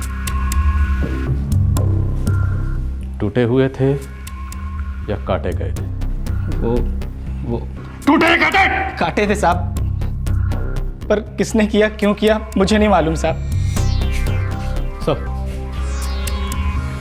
सबने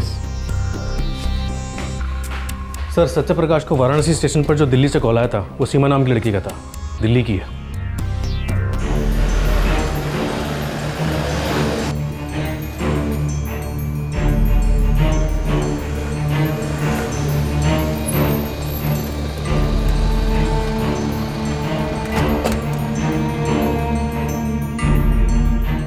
सर ये गाड़ी वाला मामला पक्का सबोटाज लगता है। सुबह जब नदीम सत्यप्रकाश को ले गया था तब गाड़ी ठीक थी। अचानक रात को फ्यूज वायर कटे हुए थे। ये क्या बात हुई? ये सीमा कौन है? सर वो भैया की फ्रेंड है, दिल्ली से। क्या ये सीमा जानती थी कि सत्यप्रकाश वाराणसी से गया पहुंचने वाला रात के 3 बजे? क्या वो ये भी जानती थी कि 4 दिन बाद वो कोडरमा जाने वाला? सर हो सकता है भैया ने उनको बताया होगा, वो उनकी अच्छी फ्रेंड है। विनोद सर, गया रेलवे स्टेशन जाओ और वहाँ के पब्लिक ट्रांसपोर्ट सिस्टम की डिटेल रिपोर्ट बनाओ। जब संतोष ने सत्यप्रकाश को बताया होगा कि गाड़ी ख़राब है, वो उसे लेने नहीं आ सकता, तो जाहिर सी बात है कि सत्यप्रकाश ने गया रेलवे स्टेशन से कोई पब्लिक बस, टैक्सी या रिक्शा लेने की सोची होगी या कोशिश की होगी। राइट सर, ठीक है, हम आपसे बाद में मिलें।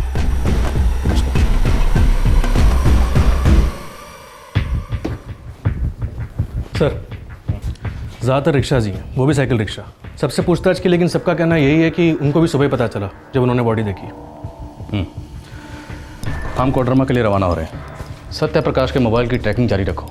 जैसे ही स्विच डाउन होगा हमारी इन्वेस्टिगेशन ऑन हो जाएगी। सर वो दिल्ली की लड़की सीमा वो परसों आ रही है।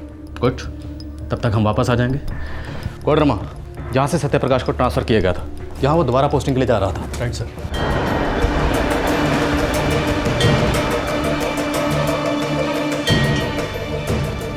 ये पहले के डायरेक्टर त्रिवेदी और ब्रिगेडियर मजूमदार के फ़ोन रिकॉर्ड से कुछ मिला? नहीं सर, सारे नंबर्स चेक किए लेकिन कहीं कोई सस्पिशियस एक्टिविटी नहीं मिली सर।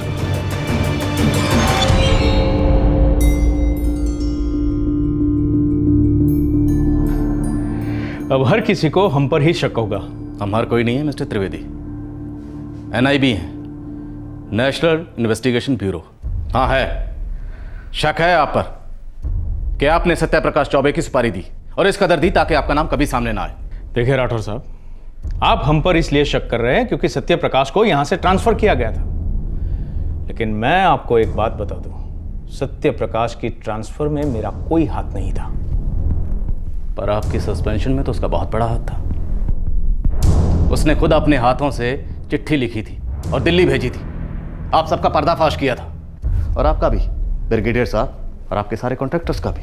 देखिए राठौर साहब, सत्यप्रकाश ने देश के सबसे ऊंचे ऑफिस को चिट्ठी लिखी थी। उसके बाद तो हम उसे टच भी नहीं कर सकते थे। मरवाने का तो कोई सवाल ही नहीं पैदा होता। सवाल तो सारे मर गए। वो सारे सवाल जो सत्यप्रकाश चौबे ने उठाए थे, जिनके जवाबों के लिए वो लड़ रहा था। उस आदमी को मौत का खौफ नहीं था मिस्टर त्रिवेदी। अगर वो यहां दोबारा पोस्टिंग पे आता तो तुमसे 1000 सवाल पूछता, वो सारे सवालों पर पहुंचते। उसे चुप करवाने का तुम्हारे पास सिर्फ एक तरीका था, वही तुमने किया। नहीं किया ऑफिसर, नहीं किया। आप भले ही हमें करप्ट विलन के नजरिए से देख रहे हैं, पर सच्चाई यह है कि अगर करप्शन लड्डू है तो हम सिर्फ चींटियां हैं, और उस लड्डू को निगलने वाले हाथी कहीं और बैठे हैं। वहां की तो आपको इंक्वायरी की परमिशन भी नहीं मिली होगी, और शायद कभी मिलेगी भी नहीं। अगर आप नाम बताएंगे तो हम उनसे भी पूछताछ करेंगे। बताइए ब्रिगेडियर साहब, वो कौन से बड़े हाथी हैं जो ये लड्डू निगल रहे हैं? Come on sir, tell me the names. मुझे पता होता तो मैं खुद वहीं होता। अगर आपको पता चले तो सावधान रहिएगा। आप जहां से आए हैं वो जगह बहुत पावरफुल है, ये आप भी जानते हैं।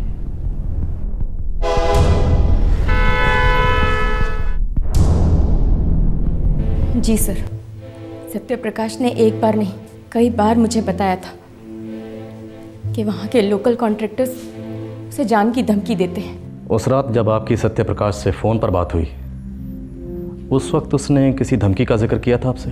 नहीं सर, उस रात सत्यप्रकाश ने किसी खास वाक़ियत का कोई जिक्र नहीं किया था, लेकिन फिर भी मैं सत्यप्रकाश को लेकर बहुत चिंता में थी। क्यों थी आपको चिंता? क्योंकि इस बार सत्यप्रकाश कोडरमा में प्रोजेक्ट डायरेक्टर की हैसियत से जा रहा था, और वहाँ के पहले वाले प्रोजेक्ट डायरेक्टर मिस्टर त्रिवेदी और वो एक्सटर्नल सुपरवाइज़र मिस्टर मजूमदार, वो दोनों ही सत्यप्रकाश से खुश नहीं थे।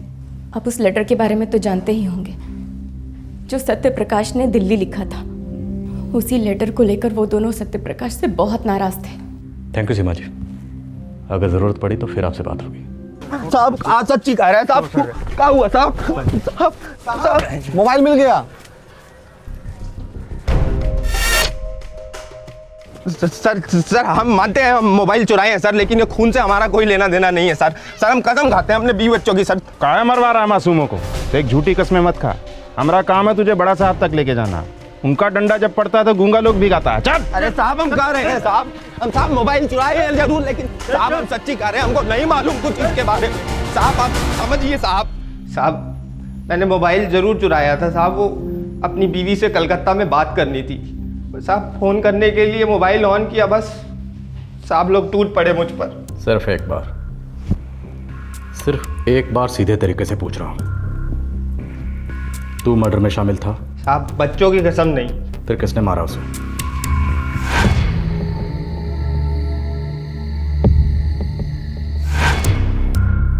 उन तीनों के नाम और पता बोल।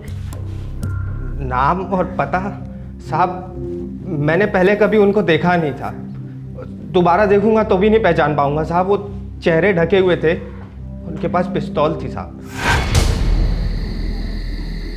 साहब धाए धाए धाए कई बार गोलियां चली साहब, और एकदम एक के बाद एक। वो साहब धड़ाम से मेरे रिक्शे से नीचे सड़क पे गिर पड़े, और फिर साहब वो तीनों आए जल्दी जल्दी से। उन्होंने साहब का घड़ी, बटुआ, अटैची निकाला और भाग गए वहां से। और मोबाइल? हाँ, और मोबाइल छोड़ गए तुम्हारे लिए? पता नहीं साहब, भूल गए होंगे साहब। मैं सच कह रहा हूँ, मैंने कुछ नहीं किया इसमें साहब। मैंने आज तक कभी चोरी भी नहीं करी। वो मोबाइल का लालच आ गया था साहब, वही वो कर रहा साहब। मुझे माफ कर दो साहब, मैं कभी रोना बंद, माफ कर दी। रोना बंद। जब तक मैं ना कहूँ गया वापस नहीं जाओगे, यहीं रहोगे दिल्ली में, समझे? जी साहब।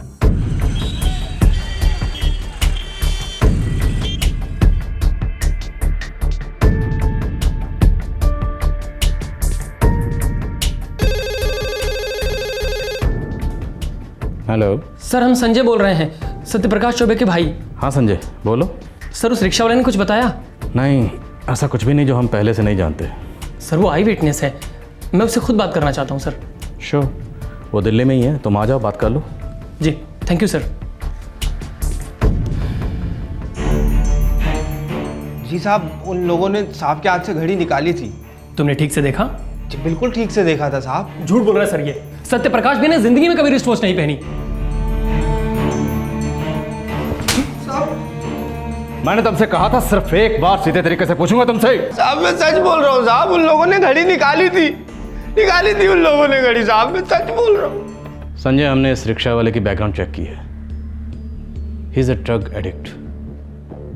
उसकी स्टेटमेंट पर भरोसा नहीं किया जा सकता, हर 2 मिनट बाद झूठ बोलता है। वो खुद बहुत सारे चोरी के केसेस में इन्वॉल्व रहा है। मगर सर वही एक आई विटनेस है, और वो भी ऐसे झूठ बोल रहा है जिसका कोई कारण नहीं है सर। और ये घड़ी वाली बात पता नहीं क्यों कर रहा है। इसको पट्टी पढ़ाया गया है सर।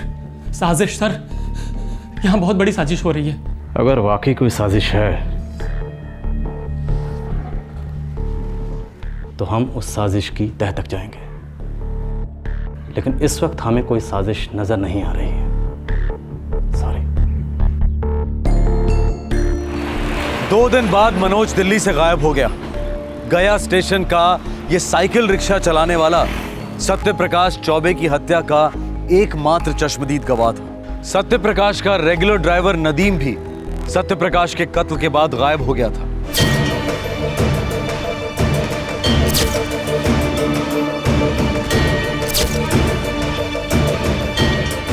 सर, ये मनोज रिक्शा वाला का किस्सा खामखा इतना उछाला जा रहा है। ऐसे ड्रग एडिक्ट्स आए दिन गायब होते रहते हैं। लेकिन सत्यप्रकाश चौबे जैसे लोग रोज पैदा नहीं होते राठौर, और ना ही रोज मारे जाते हैं। ये सत्यप्रकाश चौबे गरम लू की तरह सारे देश को चपेटे में ले रहा है। इस झमेले को यहां से दूर रखना है। Yes sir. राठौर, संभल के चलो, चुपचाप चलो, यहां से बाहर चलो। आज के बाद तुम्हारी सारी इन्वेस्टिगेशंस गया में होनी चाहिए। समझा सर। Thank you.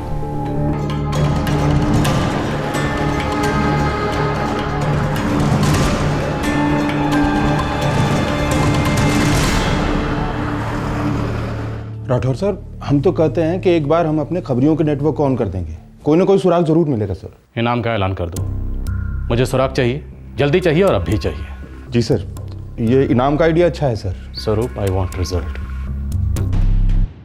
साहब हमें ज़्यादा कुछ मालूम नहीं है साहब। जो कुछ भी मालूम है ना वो बोल देना। साहब क्या बोलेंगे साहब, जाने दो ना साहब। जाने दो ना। चलो गाड़ी में।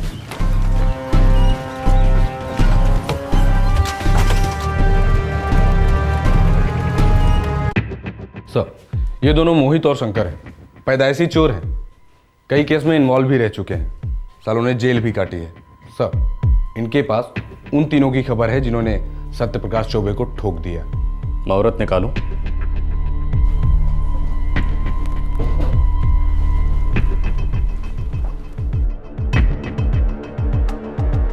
मुहूर्त निकालूं या अपने आप शुरू हो जाओगे? साहब हम एक गैंग के लिए काम करते हैं, मगर हमें नहीं लगता कि वो तीनों हमारे गैंग के हैं साहब। कोई बात नहीं, तुम नाम बताओ सबके, हम सबसे पूछताछ करेंगे। नहीं साहब, मुझे नहीं लगता उन लोगों का हाथ है इसमें। साहब अगर हमने कुछ बता दिया तो वो हमें जान से मार देंगे। और अगर एक भी बात छुपाई तो मैं तुम्हें मार दूंगा, खुद ठोक दूंगा, यहां कनपट्टी पे या यहां सीने पे। क्या चाहते हो? पहले फिल्मों की तरह 5 गिनो? हाँ?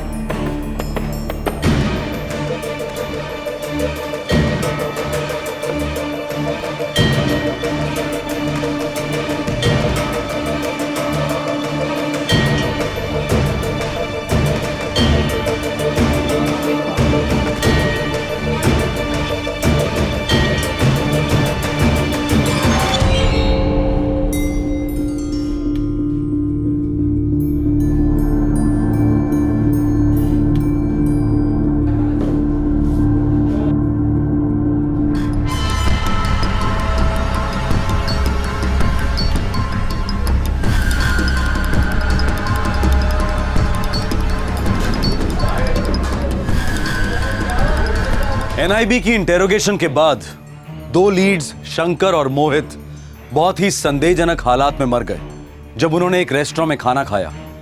कुछ लोगों ने कहा सुसाइड और कुछ ने कहा मर्डर। इन 2 पेशेवर चोरों के रिश्तेदारों ने एनआईबी के खिलाफ धरना दिया, उन पर कस्टोडियल डेथ का आरोप लगाया, जिसका एनआईबी ने पूरी तरह से खंडन किया। माहौल काफी गर्म है साहब। So what? हमारी वजह से तो नहीं हुआ, हमने तो बस उनसे रेगुलर सवाल किए थे। ये हम समझते हैं ना साहब, इलाके की जनता नहीं ना समझती है। पूरा का पूरा इलाका माफिया के हाथों में है, उनका राज चलता है, उन्हीं का कानून चलता है यहाँ।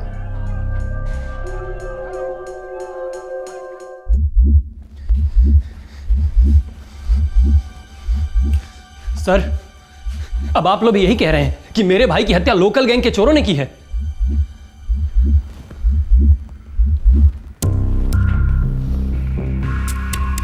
देखो यंग मैन, तुम स्टूडेंट हो, अपना ध्यान स्टडीज पे दो और हमें हमारा काम करने दो। ये बच्चों की तरह बार बार आकर हम पर उंगलियां मत उठाओ। सर ये बात आप भी जानते हैं, ट्रिगर दबाने वाली वो महज 3 उंगलियां थी। असली कातिल कोई और है। कौन है? कौन है असली कातिल? त्रिवेदी है, ब्रिगेडियर मजूमदार है, यादव है, हरमेश सिंह है, या कोई छोटा मोटा कॉन्ट्रैक्टर? कौन है असली कातिल? शक शक होता है, सबूत सबूत, और इस वक्त हमारे पास सबूत नहीं है। वो लेटर सर जो मेरे भैया ने लिखा था। हाँ, लिखा था तुम्हारे भाई ने वो letter, the famous letter you are talking about. देखो यार, तुम्हारे भाई साहब लाखों में एक थे, बहुत उम्दा काम कर रहे थे। हम सबको उनकी मौत का दुख है, लेकिन हम जबरदस्ती ये साबित नहीं कर सकते कि उनकी मौत उस लेटर से जुड़ी हुई है या करप्शन के खिलाफ जो लड़ाई लड़ रहे थे उससे जुड़ी हुई है। समझ रहे हो तुम? नहीं सर, नहीं समझ रहा हूं। अगर करप्शन से जुड़ी नहीं है, लेटर से जुड़ी नहीं है, तो फिर मेरे भाई की मौत क्यों हुई? चोरी के दौरान उन्होंने चोरों को रोकने की कोशिश की, चोरों ने उन पर गोलियां चला दी। That's it. 3,500 रुपए, वो ब्रीफकेस, एक मामूली मोबाइल फोन, इन चीजों के बदले में 4 गोलियां दागी गई मेरे भाई पे। इम्पॉसिबल लगता है? 50 रुपए के लिए गोलियां चलाई जाती हैं, 50 रुपए के लिए। क्या करें, जमाना खराब है। इस जमाने के नुमाइंदों में ही खोट है सर। अगर 50 रुपयों के लिए गोली चल सकती है तो करोड़ों रुपयों के लिए भी चल सकती है। मेरे भैया प्रोजेक्ट डायरेक्टर के पोस्ट पे जा रहे थे कोडरमा, सर वे पब्लिक के करोड़ों रुपयों को लुटने से रोकते। ये बातें आपके लिए कोई मायने नहीं रखती हैं सर? बिल्कुल भी नहीं सर, जरा भी नहीं।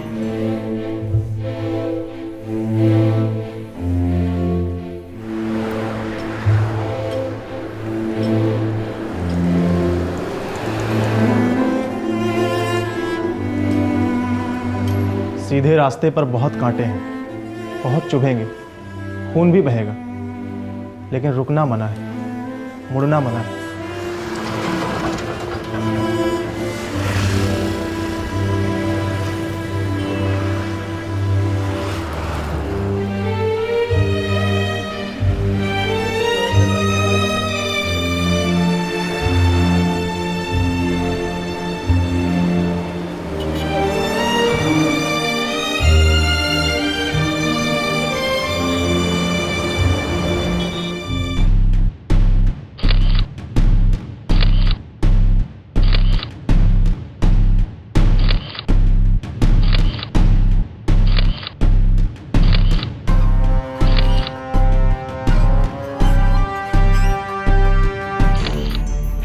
यस, इन तीनों ने सत्यप्रकाश चौबे की हत्या की जिम्मेदारी ली है, अपना जुर्म कबूल किया है। इनके नाम हैं बिल्ला, सुल्तान और गोपी। इन्होंने सरेंडर किया है या आपने इन्हें पकड़ा है मिस्टर राठौड़? पकड़ा। मिस्टर राठौड़ एक ही जश्मदीद गवाह था, रिक्शा चालक मनोज, और वो तो अनट्रेसेबल है। फिर इनकी शिनाख्त कैसे हुई? इन तीनों ने खुद अपना जुर्म कबूल किया है। इनके पास से सत्यप्रकाश की सारी चीज़ें मिली हैं, उनका बटुआ, उनका ब्रीफकेस और ब्रीफकेस के सारे डॉक्यूमेंट्स, और वो पिस्तौल भी बरामद हुई है जिससे सत्यप्रकाश चौबे की हत्या की गई थी। और इनका बयान मनोज के बयान से बिल्कुल मैच करता है। सर, कोडरमा के IHA ऑफिशियल्स या लोकल माफिया का कोई इन्वॉल्वमेंट? हम उनके खिलाफ रिट पिटीशन दायर करेंगे, करप्शन और मालफंक्शन की। सत्यप्रकाश चौबे की हत्या में उनकी कोई इन्वॉल्वमेंट साबित नहीं हुई है। मतलब आप भी यही कह रहे हैं जो गया पुलिस कहती आई है? ये एक चोरी का केस है जिसमें एक्सीडेंटली डेथ हो गई है? जी। यस। सबसे पहले मैं NIB को कांग्रेचुलेट करता हूं कि उन्होंने सत्यप्रकाश चौबे के हत्यारों को पकड़ लिया है। अब सबसे जरूरी बात, मैं इस बात को रिकॉर्ड पर डालना चाहता हूं कि सत्यप्रकाश चौबे ने जो लेटर भेजा था वो इस ऑफिस से कभी लीक ही नहीं हुआ। सुपर हाईवे प्रोजेक्ट में बहुत सारे करप्शन के केसेस सामने आए हैं और हम इन केसेस पर सख्त से सख्त कदम उठाने की कोशिश कर रहे हैं, लेकिन सत्यप्रकाश की मौत उसके लिखे हुए लेटर से संबंधित थी ही नहीं। It's a clear case of robbery. Sir, whistle blower act का घोर उल्लंघन हुआ है, क्या आपको ऐसा नहीं लगता? देखिए, हम विसल ब्लोअर एक्ट को और मजबूत बनाने की फिराक में हैं और इस मामले में कोर्ट में बहुत सारे PILs दर्ज हैं। बस इस बारे में मैं और ज्यादा बात नहीं कर सकता क्योंकि द मैटर इज सब जुडिस। Thank you. इस अदालत को अब कोई शक नहीं है कि तीनों आरोपियों ने IHA के प्रोजेक्ट डायरेक्टर सत्यप्रकाश चौबे को लूटा और उस दौरान उन पर गोलियां चलाईं, जिसके चलते मिस्टर चौबे की मौत हो गई। लिहाजा ये अदालत आरोपी बिल्ला, सुल्तान और गोपी को उम्र कैद की सजा सुनाती है। उन तीनों को सजा देने की क्या जरूरत थी? हमें तो मालूम भी नहीं है कि हमारे भैया के हत्यारे वही 3 थे। क्या आप इस लड़ाई को आगे ले जाएंगे? कैसी लड़ाई? किसके खिलाफ लड़े हम तो बोल बोल के थक गए हैं कि अगर वो 3 सिर्फ चोरी करने आए थे तो मेरे भैया उन्हें चुपचाप सामान दे देते, वो उनसे लड़ते नहीं। पैसे मेरे भैया के लिए कोई मायने नहीं रखते थे, वो तो जिंदा रहना चाहते थे ताकि अच्छा काम कर सकें। बाबूलाल जी, आप कुछ कहना चाहेंगे? जब किसी नेता या किसी बड़ी हस्ती को जान की धमकी दी जाती है तो उन्हें पुलिस की सुरक्षा दी जाती है। क्यों? क्योंकि वे देश के सेवक हैं। मेरा लड़का क्या था? मैं पूछता हूं, मेरा लड़का क्या था? वो भी तो एक सरकारी नौकर था जो भ्रष्टाचार के खिलाफ था, और उसे पुलिस की सुरक्षा नहीं दी गई, धमकियों के बावजूद नहीं दी गई। मैं जानता था मेरा लड़का आम नहीं है, तो उसके अंदर एक अद्भुत तेज है। मैंने इस तेज को देश की अमानत समझकर बहुत मेहनत से पाला। बहुत संभाल संभाल कर मैंने मेरे बेटे को देश को सौंपा था। उसके प्राणों की रक्षा होनी ही चाहिए थी।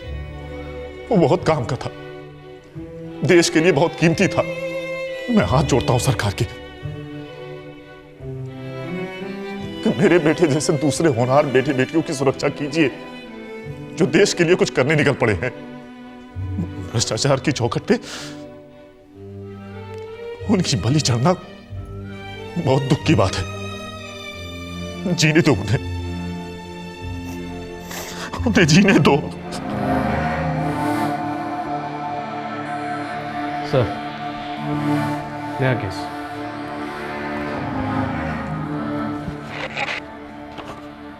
एक और आदमी ने भ्रष्टाचार के खिलाफ आवाज उठाई,